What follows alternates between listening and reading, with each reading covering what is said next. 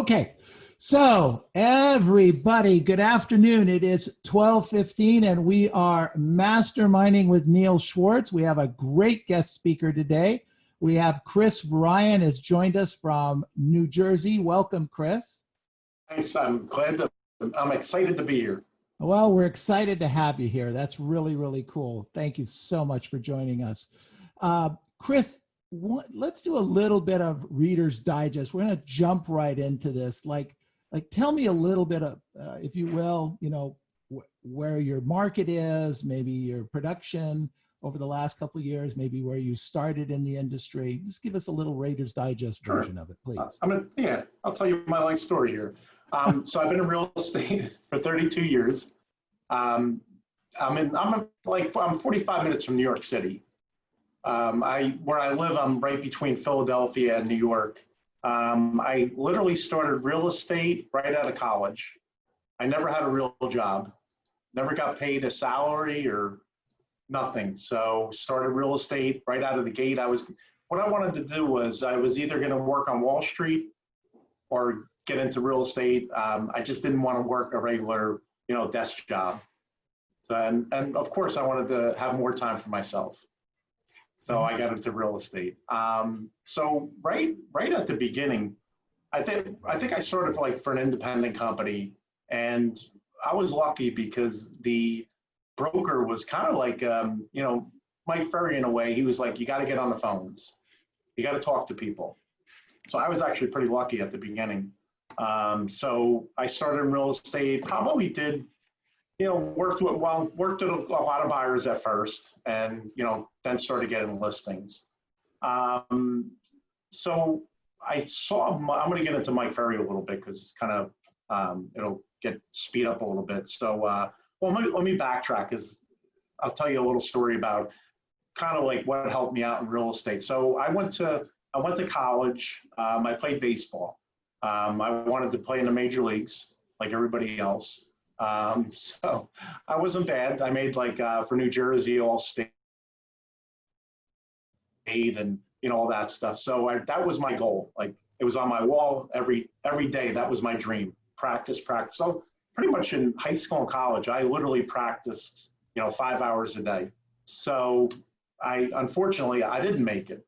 So I was slow, so I didn't have a lot of speed. I had all the other tools, but just not quick enough. So anyhow, I graduated college, went into real estate, and one of the things that I think helped me in real estate was just the fact that practicing 5 hours a day, literally just grinding it out. So when I got into real estate, my broker said basically this is what you have to do to succeed, and I was like, well, I get that part, because it was as Mike says. It's repetitious boredom, right? You're, hitting a baseball a couple hours, a day, and, just to refine your tools. And so for me to sit on the, to prospect, it was actually pretty easy for me because I did get it. I knew the work ethic.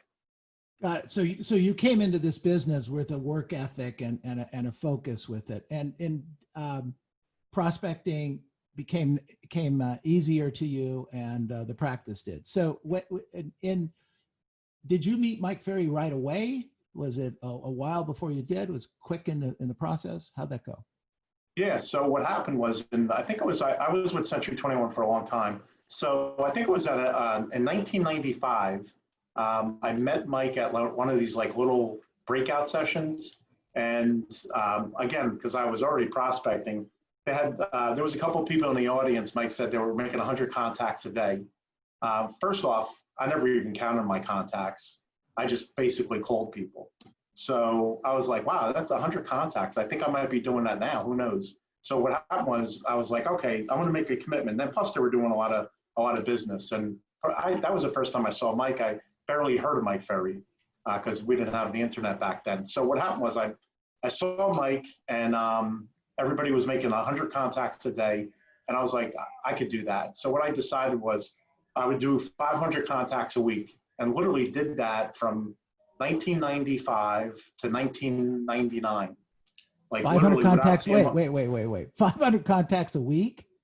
500 contacts a week. I for beg literally, my staff to do 200 a week. yeah, I'm but slacking, you guys. I'm so, slacking. We got new goals. so a lot of people more people picked up the phone back then too. So that was my thing. So 1999, this is actually what changed. So I didn't see Mike for 4 years. I was at the Century 21 home run hitting, the year that it was in Boston. Century 21 used to sponsor the home run derby. I don't know if you remember that, Neil. Right. Yeah. So I met a friend, Gino Bulferi, Sure. Berkshire Hathaway.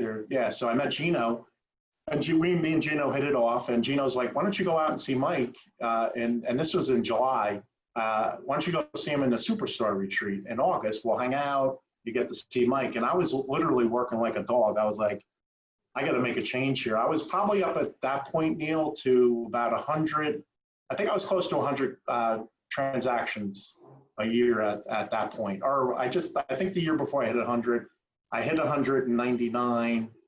And then I went to go see Mike, and they had the coaching program. I literally saw at the first break, they said, they sold it. Hey, this is what coaching's about. I didn't even think about it. I just signed up. So literally signed up in 1999 for coaching back then. And you were doing 100 deals at the time. Yeah, doing 100 already. Yeah. By yourself, you had a team. How'd that work? I had a team. I had I think at that point, about 3 people. Got it. Okay. Yeah. All right. And then how did it progress from there at 99, 2000? So what changed me on that was I was working like 7 days a week, and Mike said, well, you could do this Monday through Friday.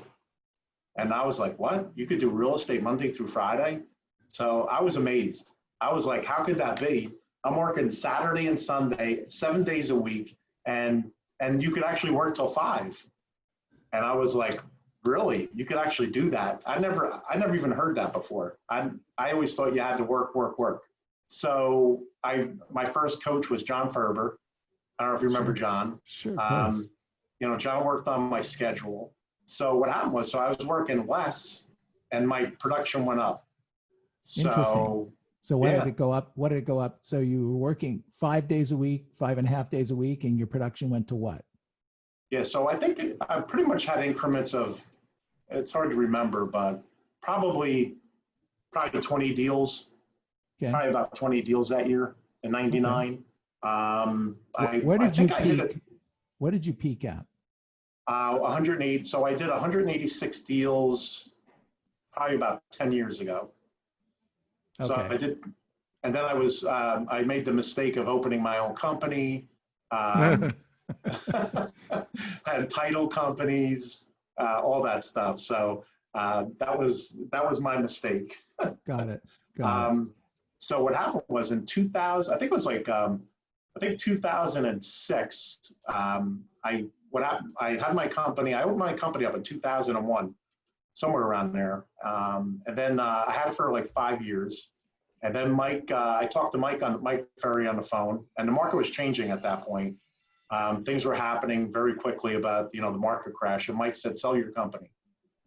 Find a Century, because Century 21, find a big Century 21 and sell it to them.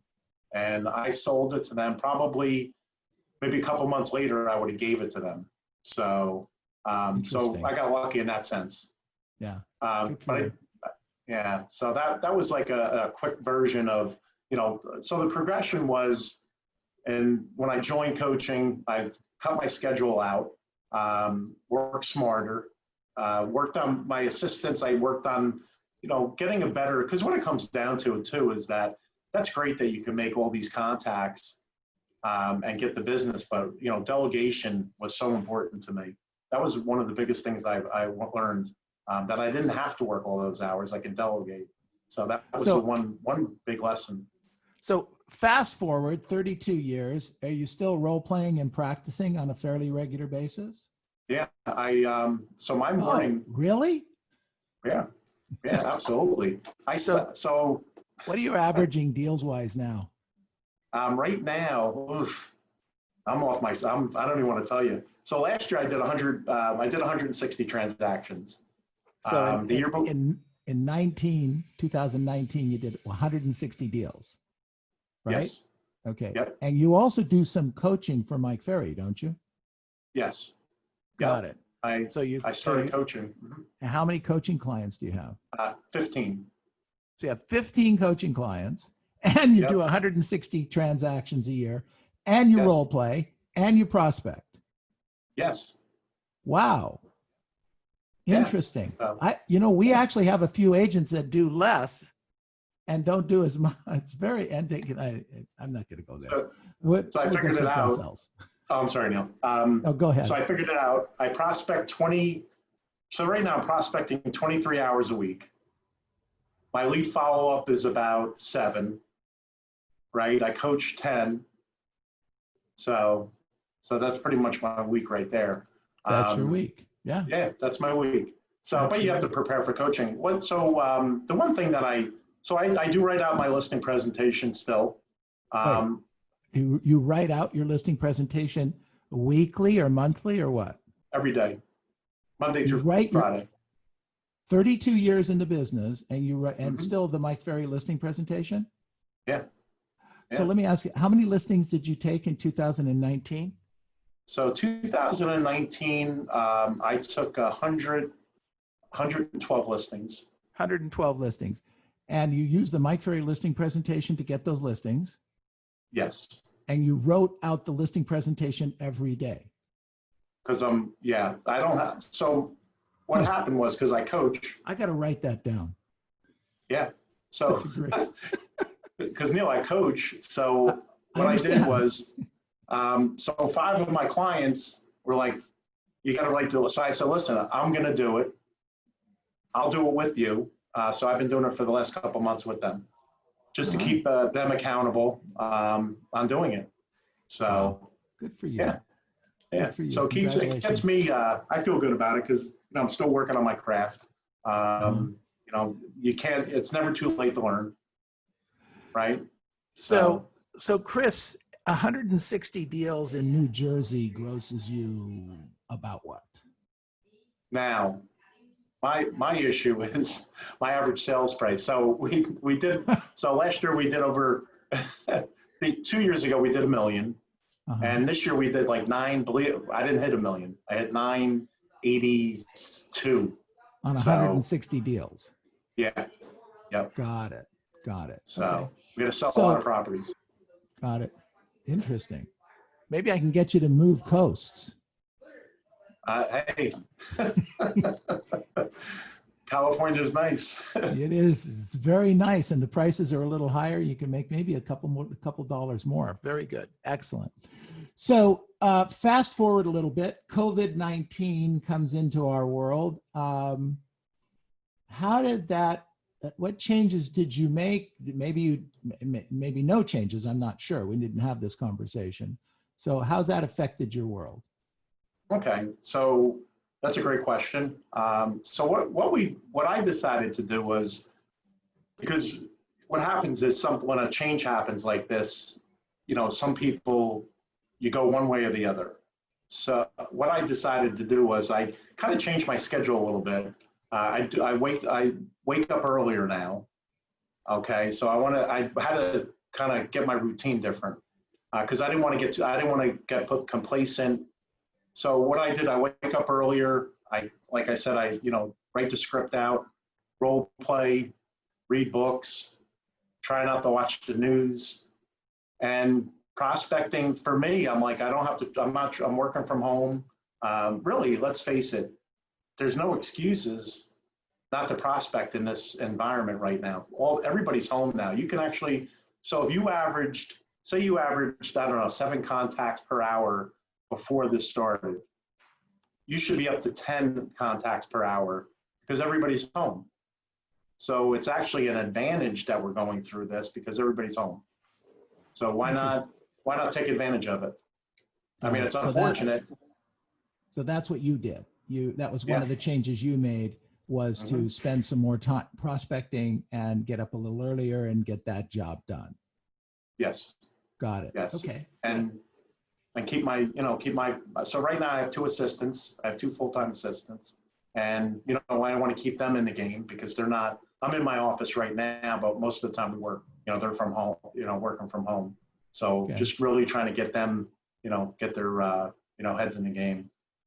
Okay. Got it. So, so speaking of that, I mean, you have a challenge getting up in the morning and keeping your head in the game. I mean, that, Yeah. how do you deal with that? So the reason why I decided to wake up earlier, because at the beginning, I was waking up at, you know, 6 o'clock when I would wake up at 5. And I was like, okay, this is not good. Like, because now you're getting in later in the office, you're throwing your whole schedule off. And what happens is, you know, if you're running late, you're not prospecting, you know, you need a routine. So I really wanted to get to my routine, you know, and one of the things I wanted to do too, if I get all my prospecting done early, I'm done. I'm done for the day. If I can get it done at 3 or 4 in the afternoon, then I can spend time with my family because obviously my family's home. So I wanted to get done earlier. So what's your prospecting goal for the day? Is it hours, contacts, both? So I'm rotating it right now. So my goal right now is 200 contacts a week. Okay. So that's I don't really go by. Sorry, go ahead. No, that's okay. So the last 3 weeks I hit that, but then what happens is you find that you're prospecting more for the contacts. So now this week is appointments, and I have accountability on all this. So I have accountability partners. So I have account. If I don't do 200 contacts, I pay them 500. And this week is 3. I'm not working Friday, so what I did was I switched it. I have to get 3 listing appointments this week. So I have to do 500. So now I'm switching it over. It's more about the appointment. Okay, because good. You get contactitis, right? Right. Yeah. No, absolutely, absolutely. So you're getting, how many appointments a week have you been going out on? Not enough. Not enough right now.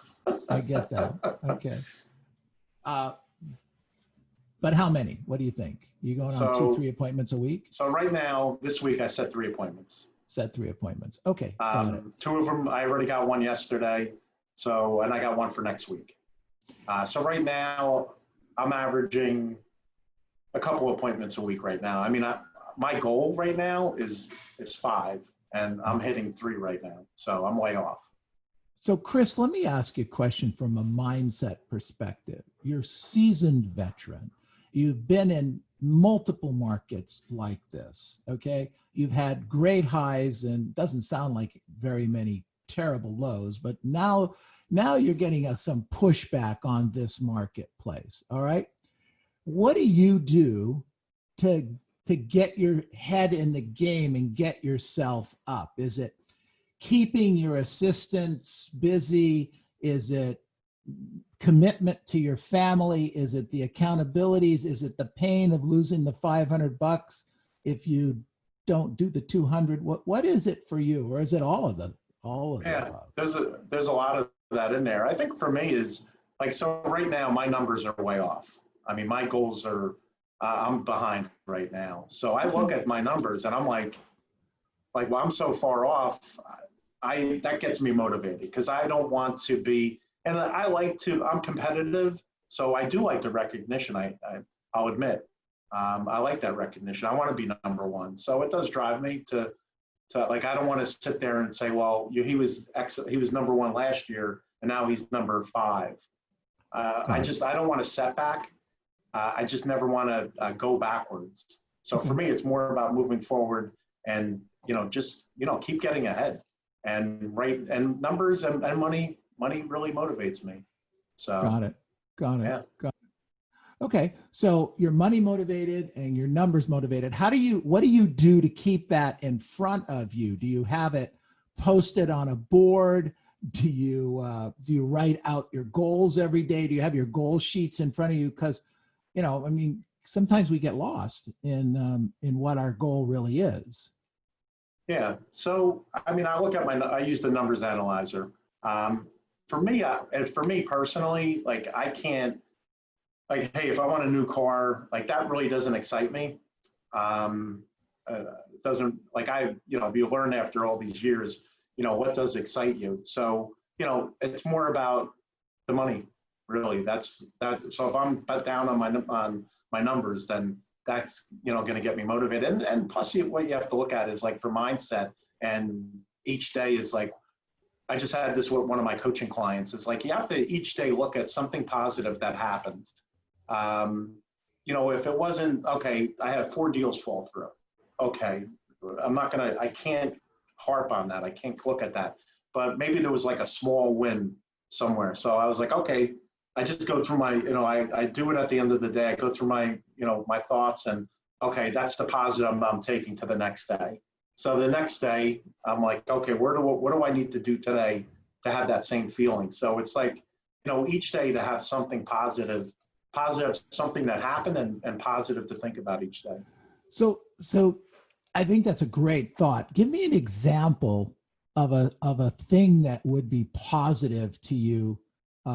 Is it the number of contacts? Is it moving a client forward? Is it doing a certain number of push-ups? What is that thing, that activity? I guess it's the activity that you could control. Give me an example of that. Well, for me right now, because of the so I don't, like, for example, because of the COVID thing, my goal right now is I want to have like a dozen houses right now that I've closed during the COVID crisis. I want 12 people to tell me hey, Chris did a great job, because I can use that. If he can sell a house during this virus, then he can sell a house anytime.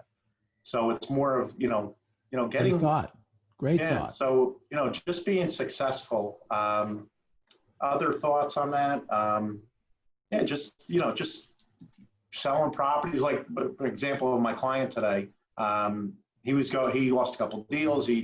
But he told me a story that he went to, he was doing, he's trying to get his 16-year-old to have goals, and, to envision where, what he wants to do in the future. And I said, you know what? I said, that's a big win. That if you can take that for today, that's great. It's not always about selling a house or, doing this or that. It's, what's the win? So I try to look for wins each day. Good for you. It could be something like that. Good. Okay. Well, I appreciate that. Right now, what do you think one of the questions from one of our agents was, what's the ratio from prospecting contacts to appointments and to listing appointments taken? Is it 50-50, 60-40? What do you think your numbers are there? For my numbers right now, it's 40, every 40 contacts I have a listing appointment. Okay, great. So every 40 contacts. So the majority of your business, past client and sphere, expireds for sale by owners? So it's expireds for sale by owners. I do probate. I'm a big probate guy. I do a lot of just listed, just sold. So absentee owners. Okay, so you have 4 or 5 sources of business. Yeah, I try to look at. So over the years, I've done REO. I try to look at, what, like, maybe REO is going to come back because of what's going on. I do REO. I do new homes.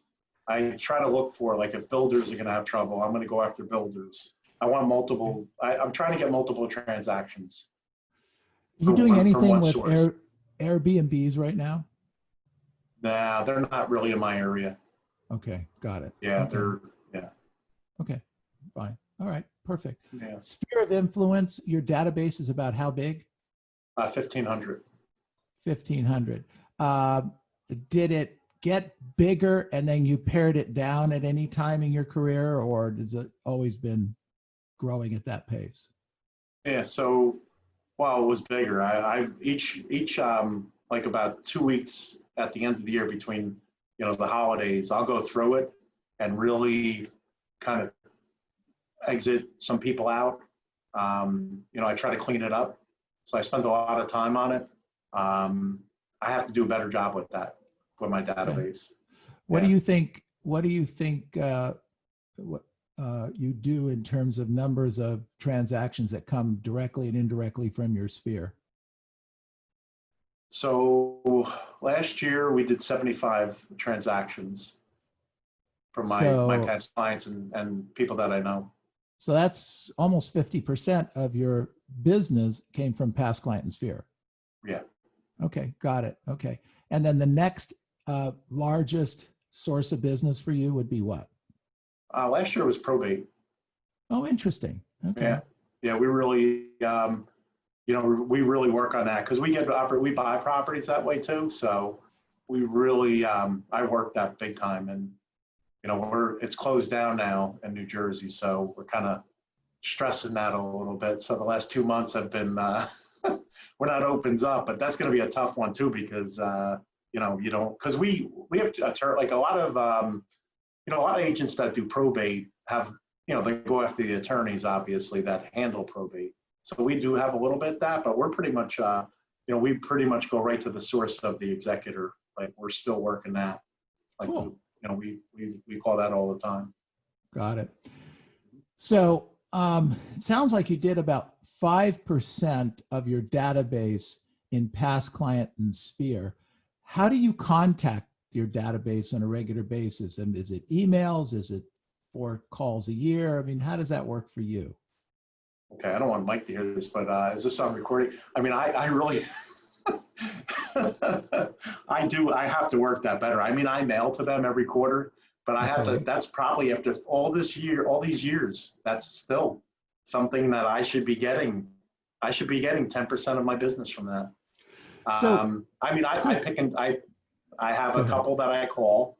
I do good with that. I still have people call me out of the blue. I just listed a guy last week that I sold this house 28 years ago. So I have to do a better job with that. Let me ask you a question, Chris. As a coach and as a great top agent doing lots of business, and you get 50% of your business comes from past client sphere. Why do you think agents,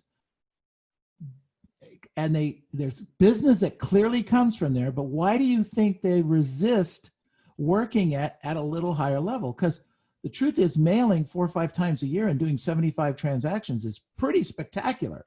I mean, if you mailed 6 times or you called a couple times, who knows what's possible? But I'm not picking on you personally. I'm asking you as a coach, what prevents the agents from doing this? I think it's ego. Yeah, they're like I could tell for myself. And a lot of the clients that I coach, like they just feel like I'm not gonna beg for business. Like I'm not gonna ask for business. I think this is the best time to call them right now because you're not, call them up and see how they're doing. So we've been doing that. Hey, what's going on? I hope your family's great. How you guys making out during this? Do you need anything? I'll go shopping for these people. Food shop? No, I'm kidding. But okay, I appreciate that. So the probate.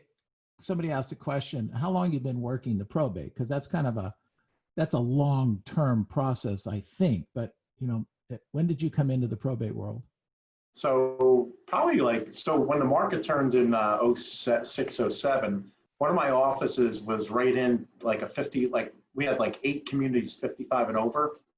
So what happened was there was a lot of expireds. So a lot of them were estates, so we had to get the executor's information.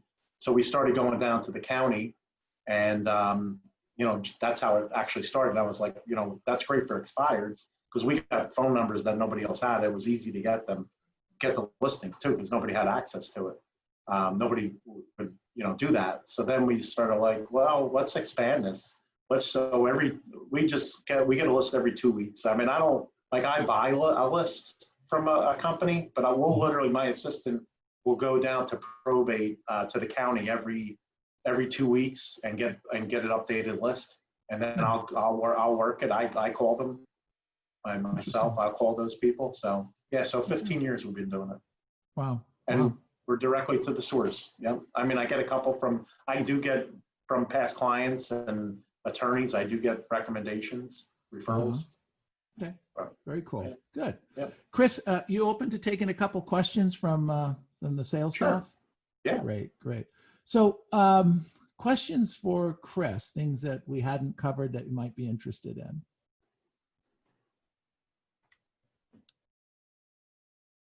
So I have a question, Chris. You had alluded to the fact that, and thanks for again for doing this. This is really No awesome. problem. So you alluded to the fact that you still practice. You write the listing presentation every day. Is there any other practice that you also do every day? I still role play. I do expireds. We're working with the expireds right now because of the virus. We're working on what you're going to say to the expired. So working on that, a little different twist now. So between that and writing the script, you probably spend about an hour a day practicing the skills.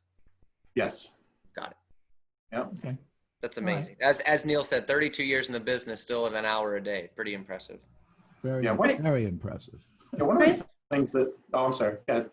Yes. Chris, you said, if I'm not mistaken, you said it takes you about 45 contacts for an appointment. How long does it take you to finish this 45 contacts?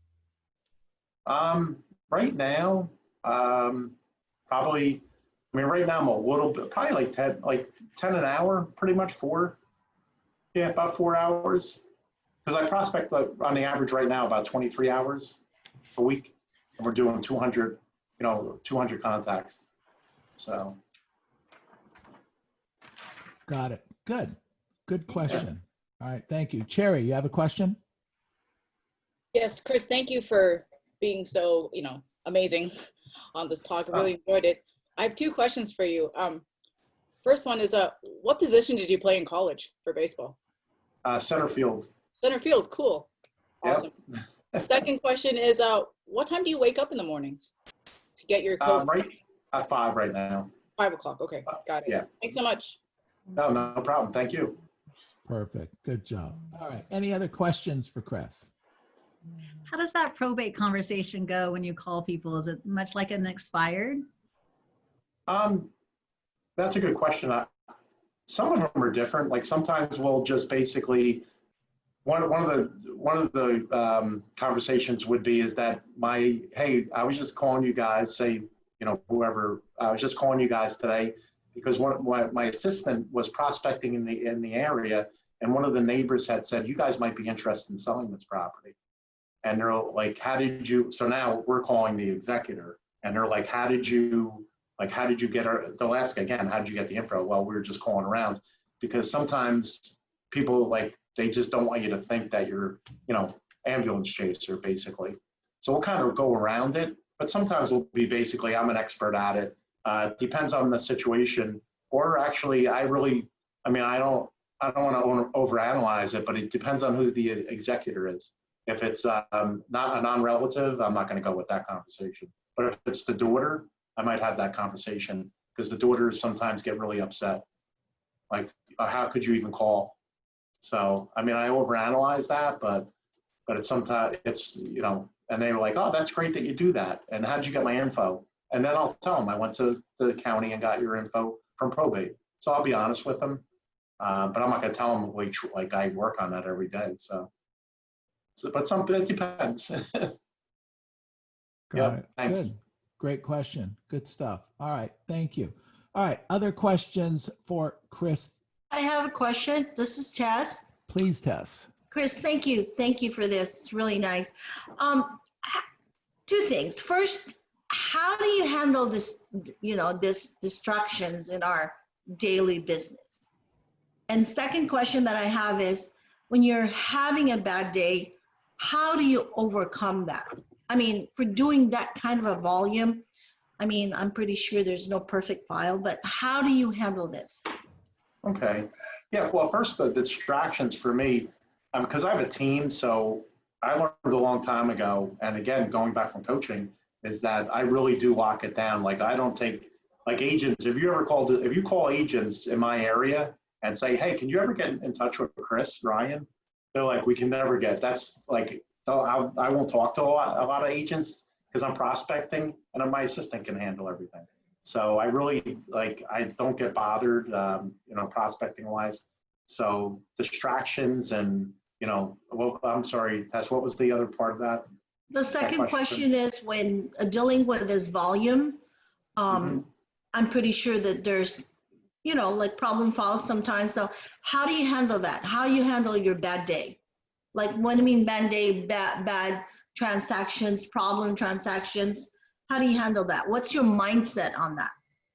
Yeah, no, that's a good question. So, we lose a transaction, something's going south. Sometimes you have to let things go. I let my assistant handle a lot of things. If I have to jump in, I will. But I don't let that stuff bother me, because what happens is that if you only have like one or two deal transactions, then something falling through will bother you. But if you have a lot of transactions going, it's like, it's like next, like you have to move on. There's nothing, you lose 3 transactions in a day. It's like, okay, let's just get 3 more. So Great mindset. Thank you. yeah, there's not, well, you can only, like, even with this virus, you can only control what you can control. Like I can control picking the phone up and calling. I can control that. I can't control anything else. If I have to, appointments, let's do a Zoom call, or we can meet in person, or I could just send you the listing and you could just sign it. That's what I actually say to people. When I'm trying to get a listing during this term, we can either, because what's going on, we can do it over Zoom, we can meet in person, or I could just send you the listing and you can sign it and just send it back. And I've gotten a couple that way. They're like, That's a okay, great script. We have to add that to the script, you guys. Yeah, that's a great script. Just fine. I'll So, watch that's for what I the tell modification tomorrow. Yeah. Thank So, you. hey, the one thing I wanted to add, Neil, was that this actually helps me. I'm a very, one of the things is that, and what I've learned, to kind of wrap this up, is that sometimes you have to, come out of your, your box, your shell. When I first started in real estate, people would tell me, like people I grew up with, like, or went to school with, like, how is Chris actually a salesperson? He was the shyest person to talk to. Like I couldn't even, like I wouldn't have conversations. But if your goal is high enough, all those things they go away. So you really have to stretch yourself. And that's the one thing with coaching too, is it's actually helped me, come out of a shell, because you get stuck in your ways. So I think that's one thing, is that, keep doing things that push yourself, and that's important. So never be complacent. A great thought. It's a great thought to end on. Chris, this has been absolutely fantastic. We appreciate you. We appreciate your time. Stuff is kind of glass art. Absolutely Yep. fantastic. I Thank mean, you so like much. Let's give him colorful a big and hand. made Big like hand, things. everybody. I don't know what that's called. Thank you very much. All right. I've been Good in- job, Chris. Thank you. Thank you so very, very much. Chris, you're muted. Hold on. You're muted. Sorry, what were you that's saying, okay. Chris? No, I really, just to give you a shout out, is that it's amazing how much you do for your company. You and Rob, you guys are great. I mean, you guys really do so much for your agents, and that's real important out there. Thank you.